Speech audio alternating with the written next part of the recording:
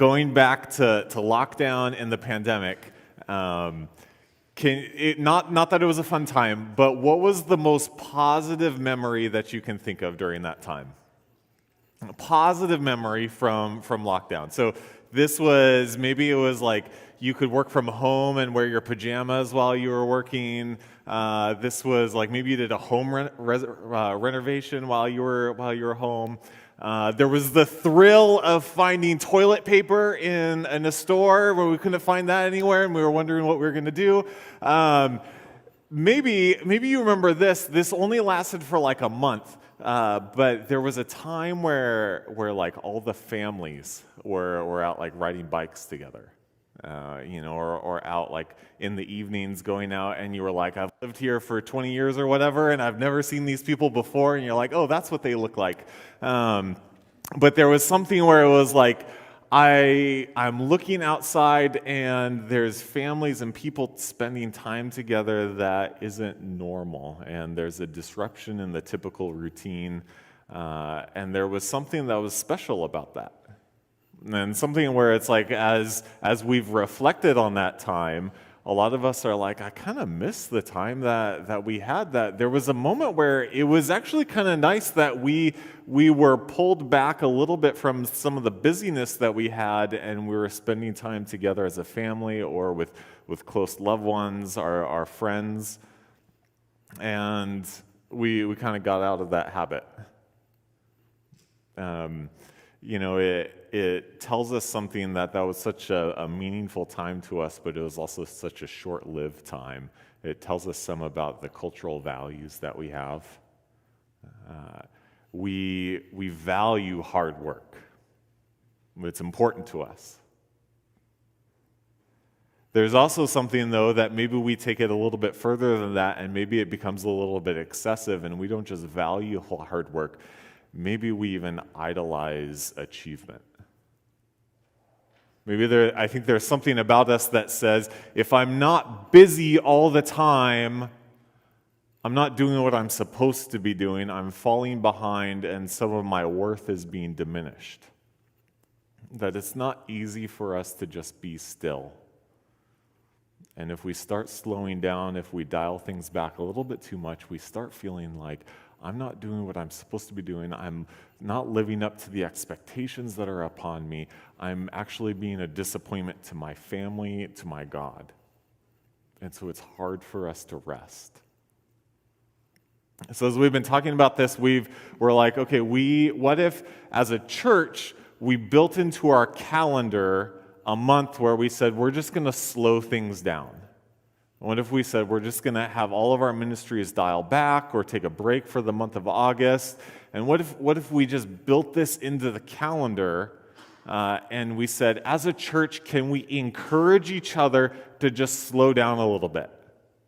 Like we're kind of at the tail end of summer, and I bet every time we go into summer, it's like school's out, like things can slow down, right? But then we find summer camps to send kids to, we find different classes, there's music lessons, and we find different things, we got vacations to plan for. And I bet if we talk to each other, no one would really say, man, my summer was so low-key, I rested so much, I'm so ready to go back into the fall. We're all like, yeah, I'm just as tired as I was 3 months ago.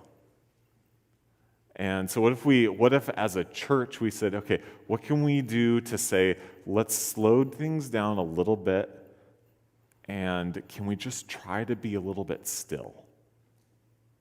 Can we try to not hurry for this month? And so this month we're talking about this new series that we're going to be doing just for August. We're calling it Reorienting, because we're saying we need to pull back and we need to readjust our perspective to, is this how we're actually meant to live? Should we be constantly hurrying to everything? Are we meant to carry this weight? And I think that when we carry so much stress and we're so busy, we just start to lose perspective on what things are actually important, what things we actually are meant to value and prioritize. And we just start thinking that I'm so preoccupied with what's so urgent right now in the moment that I can't even think about what things are actually important for us. So let's slow down. Today we're talking about where the root of rest comes from. Where do we see rest first come? And the funny thing is, it happens almost immediately in Scripture. You don't have to wait long before rest starts coming up. And so we're gonna begin in Genesis 2 this morning, and we're talking about when rest happens during creation. In the creation story, God spends the first chapter of Genesis, the first week, where he creates things. He spends 6 days creating all of the universe. And then on the seventh day, this is what we see. So in Genesis 2, 1 through 3, it says, "Thus the heavens and the earth were completed in all their vast array. By the seventh day, God had finished the work he had been doing. So on the seventh day, he rested from all his work. Then God blessed the seventh day and made it holy because he rested from all the work of creating that he had done." So God creates for 6 days. Then on the seventh day, he rests. The Hebrew word here for rest this is where the word Sabbath comes from. Sabbath is just the transliteration of that verb, meaning he rested or he ceased. So he stopped creating. And that's what he did on the seventh day. He rested, he ceased, he stopped, he did nothing. The other thing it describes as doing this day is he made it holy. Holy is making something distinct from the rest. He says that this day, this Sabbath day, is meant to not be viewed as the same as the other 6 days. It's not 7 days together in the week. It's 6 days and then 1 day. And he says, don't see these things as equal. This one is different than the others. And so don't treat it the same. It's not meant to be the same. This is the day that is set apart. It's set aside for rest. And so he pauses and he rests on this day.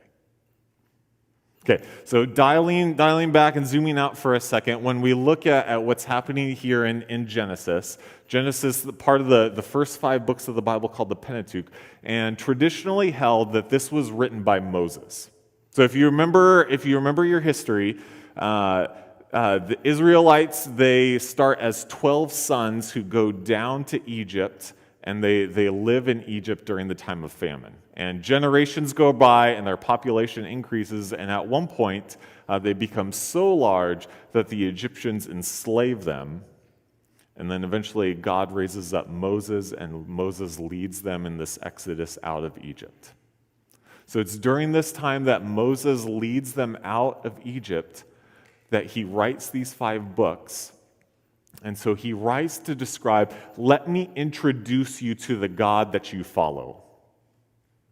Moses is writing this on behalf of God, introducing the Israelites to the God that they are in a covenantal relationship under. And he says, let me start by telling you the origins. This is why this God matters. This is what this God's connection is to you. This is not like the gods that we knew in Egypt. This is not the sun god. This is not the god of the Nile. This is not the god of the harvest. This is the God who created everything. His domain is over everything. He has authority over everything. Everything started from him.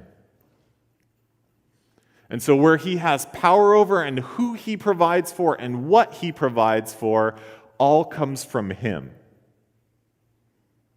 So if there's one person to listen to, if there's one person to trust in, it's this God.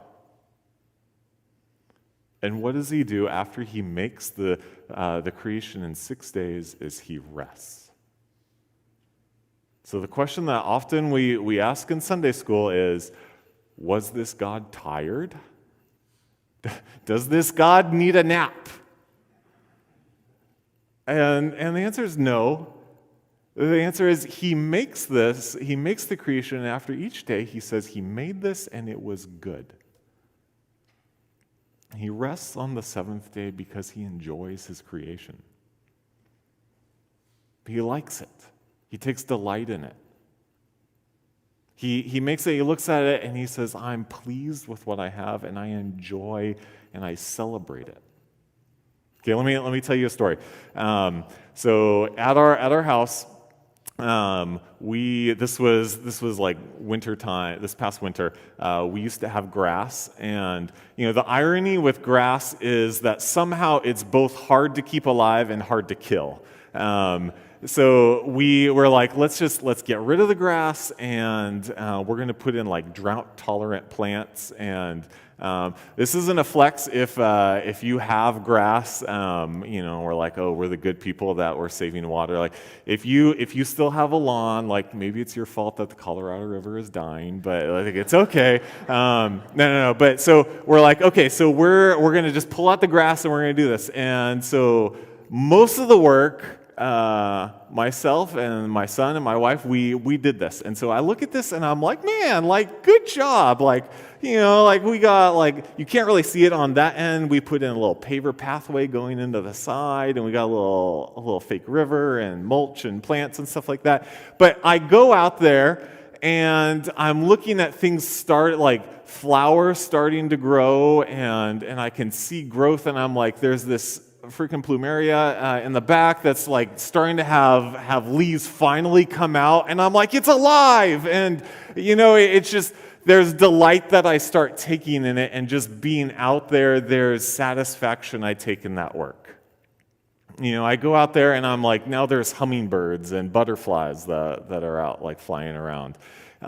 There's a cat that keeps pooping in it, and I don't like that part, but for the most part, like, it brings me joy.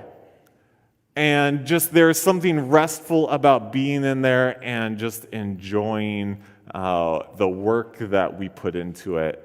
And, there's satisfaction that I find in it. The fact that God rests after he creates is something that we should find very affirming.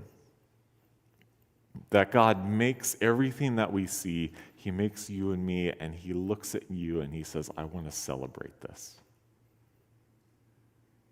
He looks at you and he says, I like you. I'm for you. I look at you and I see you positively.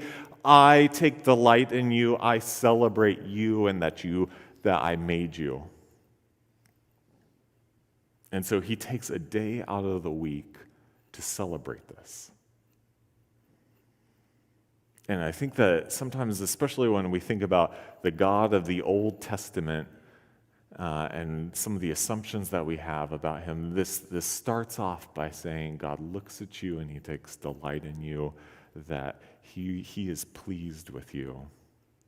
And he does this as rest. And so this first time that we see rest, where the pattern of rest is established, God is using it and he's taking delight in his creation. And he's saying, we're going to pause on working and we're just going to enjoy what was done. Rest, he rests, but then his rest is passed on to us, and he invites us into rest. And so as Moses keeps writing, as he writes in Genesis and then gets to Exodus, where we now see the law and his 10 commandments, one of the commandments that he gives is the command to rest. So this is in Exodus 20. So verse 8, it says, remember the Sabbath day by keeping it holy. 6 days you shall labor and do all your work, but the seventh day is a Sabbath to the Lord your God. I'm going to skip down a sec to 11. For in 6 days the Lord made the heavens and the earth, the sea, and all that is in them, but he rested on the seventh day. Therefore the Lord blessed the Sabbath day and made it holy. This sets the pattern for how the Israelites are meant to live. He says, you are going to be my people, and one of the things that I want you to do is I want you to rest one day every week.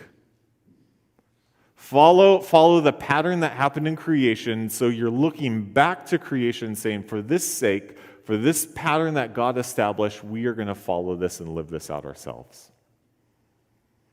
says this is something that's important. This is a day that you are going to schedule. And so rather than having a full week of busyness and work to do and then fitting in rest wherever you can find it, he says, no, actually, you're going to schedule in rest, and the rest of the work is going to get planned around it. And there's going to be rest that happens regularly, whether you feel like you need it or not. He says, it's going to be scheduled, and we're going to honor that, and you need to rest. This is part of what you need. See, he points back and he says, God is the creator, and so if he gives me all that I need, if he gives me what and made me who I am, he also knows what I need, and he's providing for me the things that I need to be cared for and to be sustained, and one of those things is rest. As Christians, when we look at some of the commands, especially in the Old Testament, we look at this and we are not under the law, but the law still tells us things about what God values and what his will are. And so we don't need to rigorously follow a Sabbath day as part of our law, but this still tells us that God designed us to be restful. He designed us for us to have a regular rhythm where we're resting and not go, go, go, go, go. Archibald Hart, a psych professor at Fuller, he says this, people in a hurry never have time to recover. Their minds have little time to meditate and pray so that problems can be put in perspective. In short, people in our age are showing signs of physiological disintegration because they are living at a pace that is too fast for their bodies. It says we're going so fast and we're living so fast that our bodies can't keep up with what we're trying to do. And this part that he says that we can't even keep problems in perspective because of how fast we're trying to live. That things, just because they're urgent, they seem much bigger than they actually are. Things that are right in front of us, they preoccupy us, and so we lose perspective. We can't keep the scale in mind of how significant some of these things actually are. That we're trying to live too fast. God gives us the gift of separating from work. In ancient Near East culture, the pagan gods created humanity for the purpose of doing menial tasks. They created people because there were things that they didn't want to do, and so they were trying to find some other solution, and so they made people essentially to be their minions. And so humanity came up, and we're little yellow people with the goggles, and we're going and doing the things that the gods want us to do, and that's our purpose. We need to take things off of their plates because they can't get to it or they don't want to get to it. That idea isn't found in the Bible. That God didn't make us just to do work. He didn't make us because there are things he doesn't want to do or doesn't have time to do. That our value in the Bible doesn't come from our work. And sometimes that can feel liberating, especially if we look at ourselves critically. This can also be really frustrating if we feel very satisfied with our achievement, though. And there can be a part of us that say, maybe I want my value to come from my work because I'm successful, because I achieve. But God says, no, your value doesn't come from your work, and so because of that, I want you to have a day where you rest because you're meant and your significance is something more than that.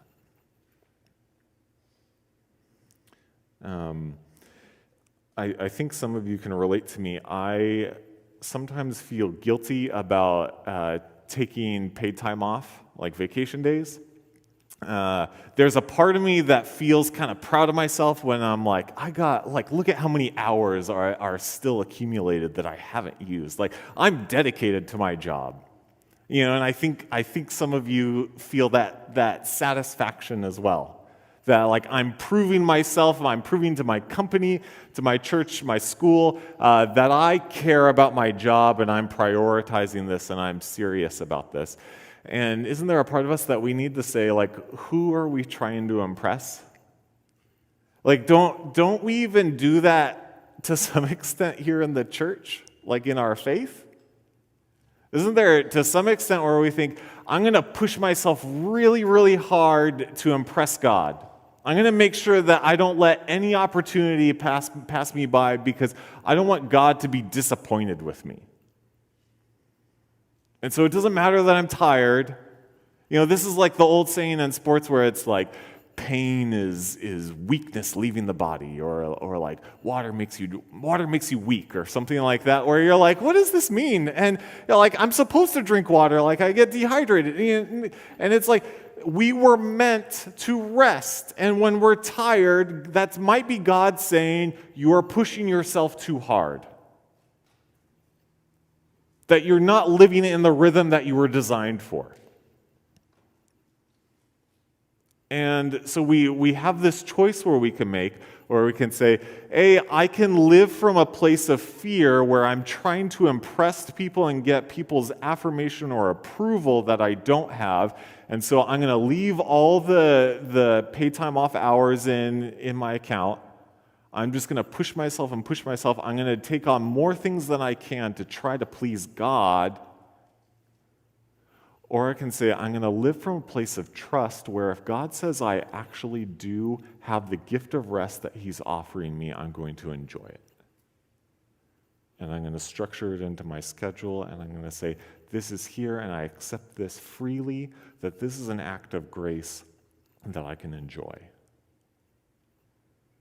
That I wasn't meant to just work. There's a part of me where I just need to be still and enjoy what He's given me. And when I do this, I can look back at creation and I can say, I can enjoy this because this is yet another provision that my Maker has given me. He's given me all that I experience today, and one of those things is the gift of rest. God is our provider. He desires for us to rest. See, this confronts us with the willingness to accept what God is giving us. If you're familiar with your Bible, we actually see the Ten Commandments stated twice. So there's once here in Exodus. Moses writes it a second time, but this second time he writes it in the book of Deuteronomy, where he's writing to the next generation. And he gives a different reason for why we should Sabbath. In Deuteronomy 5, he says, observe the Sabbath day by keeping it holy, as the Lord your God has commanded you. 6 days you shall labor and do all your work, but the seventh day is a Sabbath to the Lord your God. So this all sounds very, very similar. Then he gets to verse 15. And here is where we see a difference. Instead of talking about creation and that pattern, he says, remember that you were slaves in Egypt, and that the Lord your God brought you out of there with a mighty hand and an outstretched arm. Therefore, the Lord your God has commanded you to observe the Sabbath day. The Israelites were still commanded to rest. The expression of this didn't change. There were still supposed to be 6 days of work and then a day of rest. But here he says, you're resting because we're looking back at not just the order of creation, you're also looking back at God's provision for you and the way you've experienced that. One commentator wrote that when you look at the command to rest in Exodus, it's talking about the pattern of God creating the world. When you look in Deuteronomy, it's God creating Israel and resting because of that. He says they need to rest because God has brought you freedom. He's brought you have a personal experience that's unique to you of God's provision. As Christians, we look to creation, we look to the things that God has given us. We can look out, you can go hiking, and you can look at the beauty of creation, and you can say, man, God made this. I can take delight in his creation, and I can rest there.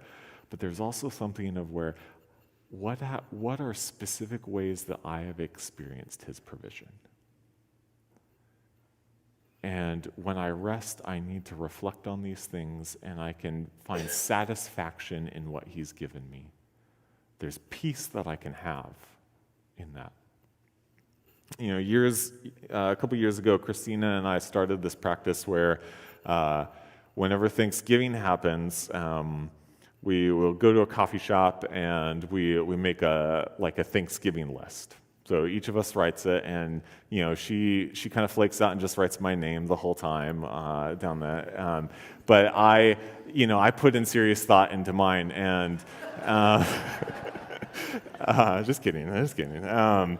So we go and we write this, and we try to reflect on the year that we've had, and it's hard. I'm just like, okay, what happened a month ago, and what happened 6 months ago, and where have we been this year? And there's just so many things that happen that we forget about. And things in the moment, I think, man, I experienced God's blessing here. A week later, I've forgotten about it. And we're like, okay, so let's try to just remember some of these things, and we're going to write them down, and then we stick them on a picture frame in our hallway. So at different times when we walk by it, it's a reminder of something we can reflect on. That I need reminders of ways, not just I've seen God provide for all of creation. I need reminders of ways that I myself have experienced his blessing. You know, we've shared with you some of the difficulties that we've been through in our life, and especially in those moments where I'm like, I can't hold on to the hope that God is a good God. That I'm sitting there and I'm saying, I've been waiting for God's provision, and it still hasn't come. And God, I know you're a good maker, but why would you allow this to happen? Or when are you going to intervene? Or why are you holding out your blessing from me? How long is it going to take for you to do something about this? I need to have a reservoir of things that I can hold on to and say, though this doesn't make sense right now, I can hold on to this, that I know his goodness and his blessing. I need to have a treasure of memories that I can hold on to and say, I experienced his blessing in these things, and so as much as I don't get what's happening here, I know that he's a good God because he's shown me, and I'm holding on to this.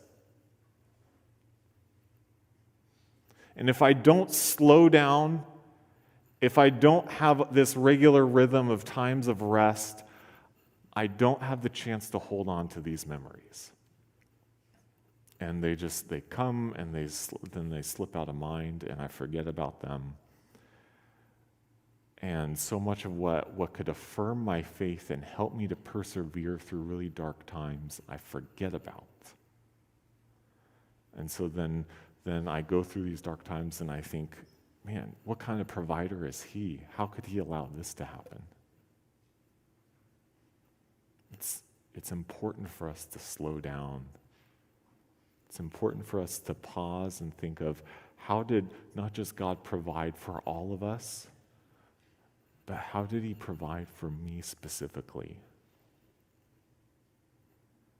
Sometimes I can get that God loves all of us. Sometimes it's just hard for me to get that he loves me. I need these reminders, and these are invaluable treasures to hold on to. Rest allows me to appreciate what God, my creator, my maker, has provided. You know, we're trying to slow down here. We're trying to this month say this is something that's important and that we need to do, that this is a gift that God has given us. This is a gift that we're meant to trust is a gift. This is a gift that makes us look back at God and say, I'm acknowledging and I'm reorienting the fact that God is my creator and he is over all things, and I can hold on to that fact that he provides for me what is good and what I need. And I want to encourage you, slow down. Build in some space to just be still.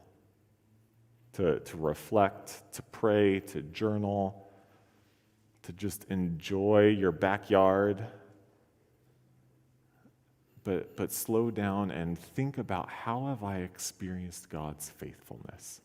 How have I experienced his faithfulness? These are things that we need.